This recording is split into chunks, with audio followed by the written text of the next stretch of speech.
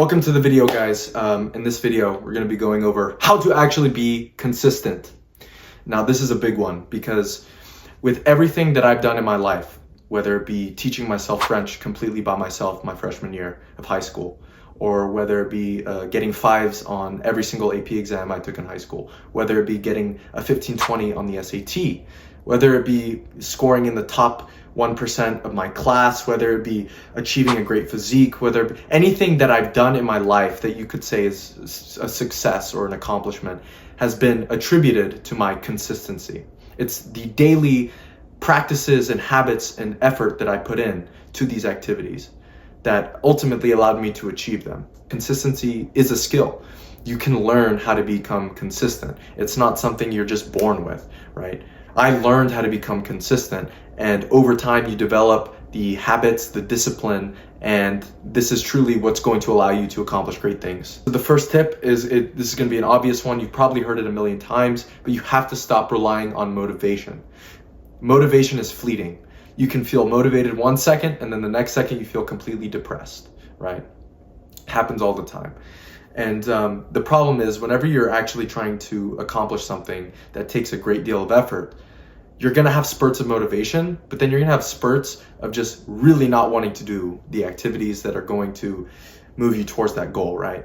You're going to have times where you just feel absolutely like the last thing you want to do is that thing. The last thing you want to do is study, right? The last thing you want to do is go work out. But it's about using discipline to do those things even when you really don't want to do them, that is really going to propel you to achieve those goals. If you do not have discipline and you're only relying on motivation, I can almost guarantee you that you've never accomplished anything super amazing.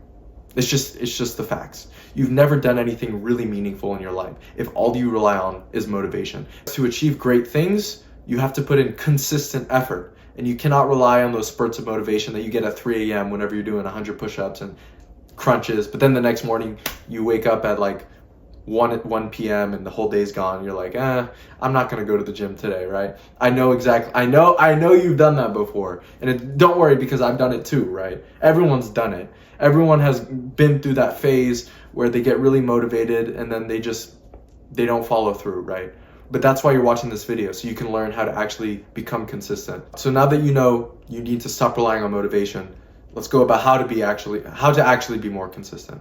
And that is by creating systems. You do not rise to the level of your goals, you fall to the level of your systems. You might have heard that quote before. It's by James Clear in his book Atomic Habits, which is a great book. I definitely recommend you read it, especially if you're watching this video. The differentiating factor between someone who is great and does great things and the average person who doesn't really do anything is not the goals they set, because anyone can set goals. Everyone sets goals. Most people have set very lofty goals before, right? They have high ambition, right? But the differentiating factor between the person who actually achieves those goals and the person who just has those goals is their systems. So what are systems? Systems are simply structured frameworks of activities and habits that move you towards your goals. The great thing about systems is that you essentially are making progress on autopilot, right?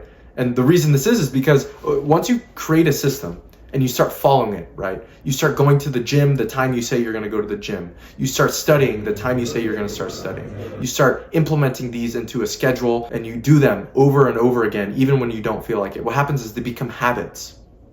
And you no longer have that feeling in the back of your head, like maybe I should be playing video games instead. I really want to play video games instead. You no longer have that because you just follow your system. It becomes part of your identity. You go to the gym all the time, so now you're suddenly a fitness guy, right? That's who you are. You're now a fitness guy. You study all the time, so now you're an excellent student. That's just who you are, right? And once you integrate these things into your identity, performing those habits and following those systems becomes so much easier.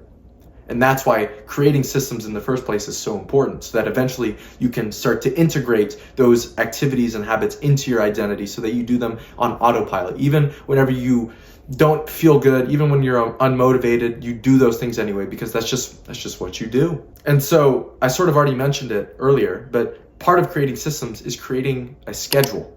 Again, systems are frameworks, structured frameworks of the activities and habits that are going to move us towards our goals. So you have your goals, right? You have the direction you want to move in. Let's say you want to get a six-pack, right? What activities and habits do you need to get a six-pack? Well, first of all, you should be working out consistently. So you should have a workout plan on with the days of the week you're going, what body parts you're going to hit.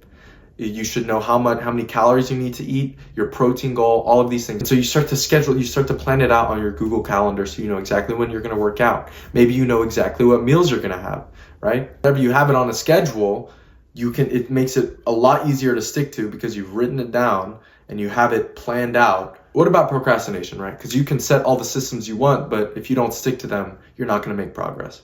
One thing about the procrastination is that it typically arises from not having a clear goal or clear direction. Here's the thing. Here's what I want you to do right now. Actionable step. I want you to take out a piece of paper or open up a Google Doc.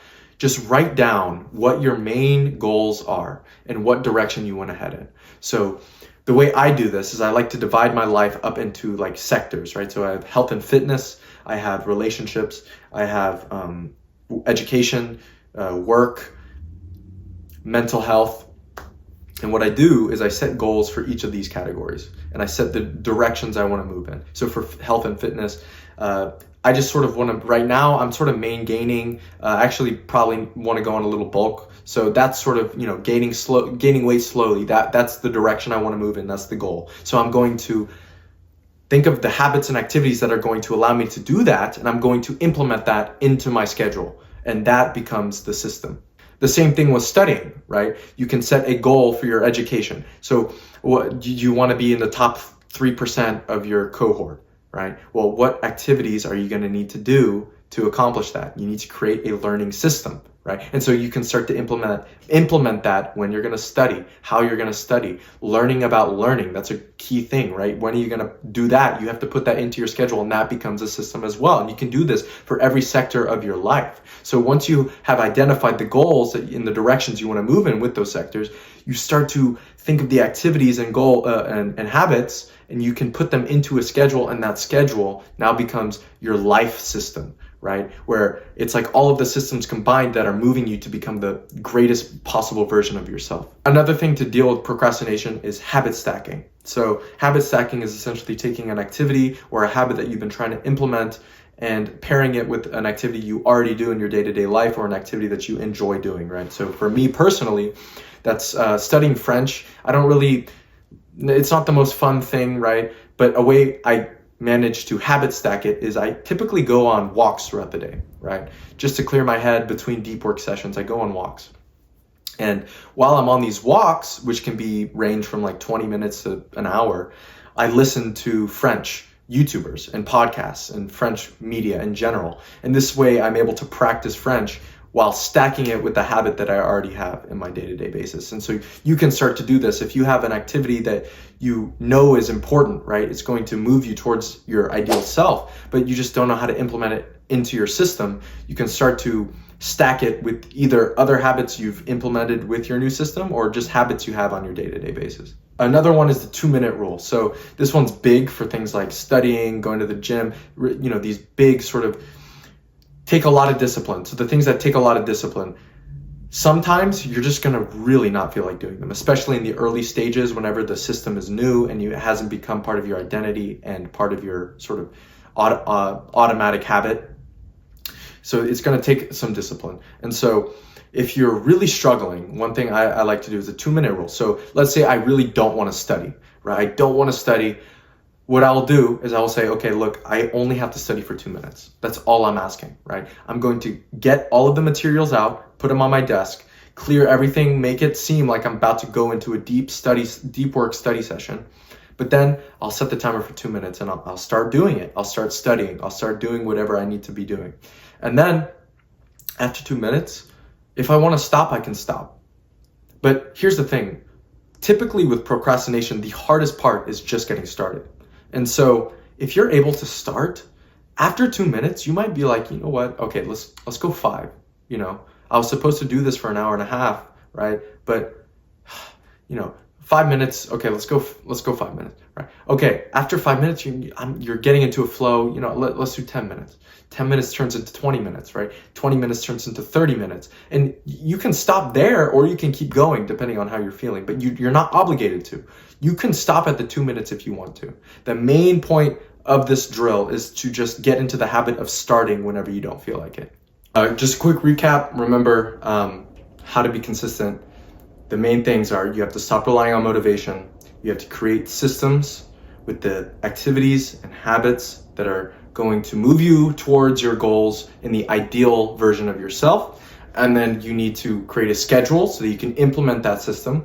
And then you need to find ways to manage your procrastination. And the way I like to do this is by making sure I have clear goals and clear directions written down somewhere so that whenever I feel like I really don't want to do something, I can look back at those goals and I can refer back to that, and typically that'll give me just enough motivation. Habit stacking as well for making habits stick and adding new habits into your system. And then the 2-minute rule, beating procrastination by just starting. And again, after the 2-minute rule, if you stop after 2 minutes, it's okay. That counts as progress because you got started, right? And so anyway, guys, I hope you found this video valuable. I hope you can implement some of the steps I went over in this video. Yeah, guys. All right.